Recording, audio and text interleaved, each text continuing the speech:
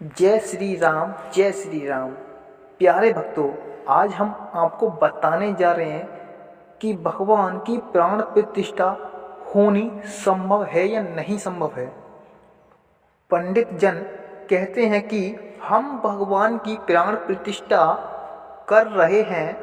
भगवान की प्राण प्रतिष्ठा कितनी आश्चर्य की बात है कि जो परमात्मा इस जगत के समस्त प्राणियों में प्राणों का संचार करता है, हम उस परमात्मा की प्राण प्रतिष्ठा कर रहे हैं।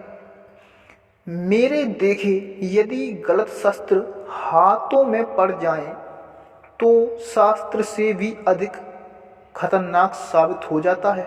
यदि कोई नर नारायण के प्राणों की प्रतिष्ठा करने में सक्षम हो जाए, तो वह नारायण से बड़ा हो जाएगा, क्योंकि जन्म देने वाला सदा ही जन्म लेने वाले से बड़ा होता।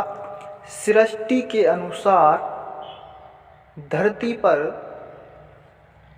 माँ बाप का बड़ा होना इस बात को दर्शाता है कि माँ बाप ने ही संतान को जन्म दिया है, इसीलिए संतान हमेशा छोटी रहती है माँ बाप के समक्ष। इसलिए अपनी नर लीलाओं में स्वयं नारायण भी अपने जन्म देने वाले माता पिता के आगे झुके हैं। ये बड़ी गहरी बात है। शास्त्रों में किसी पाषाण प्रतिमा अथवा पार्थिव मूर्ति की प्राण प्रतिष्ठा बहुत सांकेतिक है। यहाँ प्राण प्रतिष्ठा से आशय केवल इतना ही है कि एक ना एक दिन हमें अपने इस पंचभूत महाभूतों से बने देह मंदिर में उस परमात्मा का, जो इसमें पहले से ही उपस्थित है, साक्षात्कार कर प्रतिष्ठित करना है कि मूर्तियों की प्राण प्रतिष्ठा का उपक्रम करना इसी बात का स्मरण मात्र है। यदि आपका खाली दिमाग है तो वह भगवान का घर माना जाता है। एक पुरानी कहावत है, खाली दिमाग शैतान का घर। यह बात ही गलत है। मेरे अनुसार खाली दिमाग तो भगवान का घर होता है। बरसतें वह पूर्ण रूपेण खाली हो और खाली होने की तरकरीब है।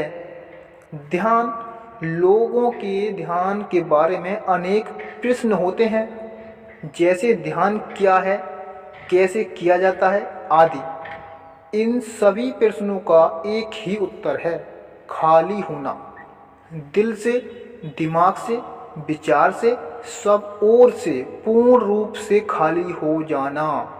जब आप अपने इन पंच महाभूतों से निर्मित नश्वर शरीर रूपी पात्र को खाली करने में सक्षम हो जाते हैं, तब इस पात्र में परमात्मा रूपी अमृत उतरता है। इस अनुभूति को विद्वत जन विलंग विलंग नाम देते हैं। कोई इसे ईश्वरानुभूति कहता है, कोई ब्रह्मा साक्षात्कार कहता है, कोई विद्वत तो कोई केवल्य, कोई मोक्ष तो कोई निर्वाण। सब नामों के भेद हैं।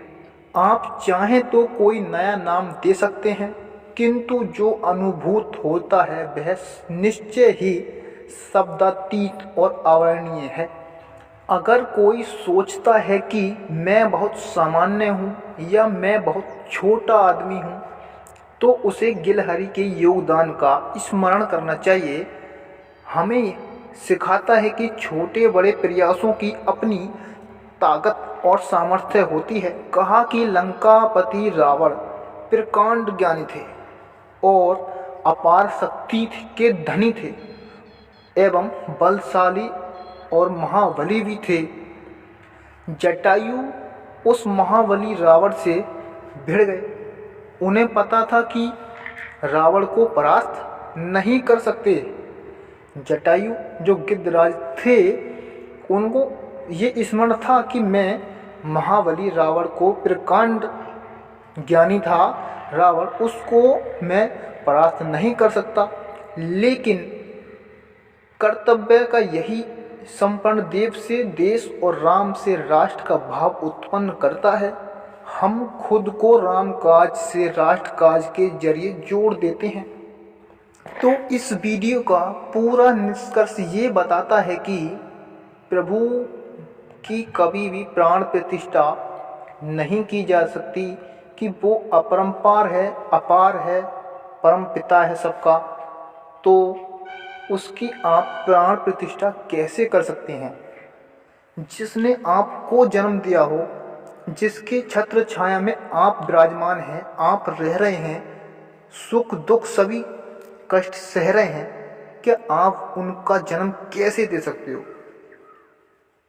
यदि आप उनको जन्म दे पा रहे हो तो भगवान नहीं, आप बड़े हैं।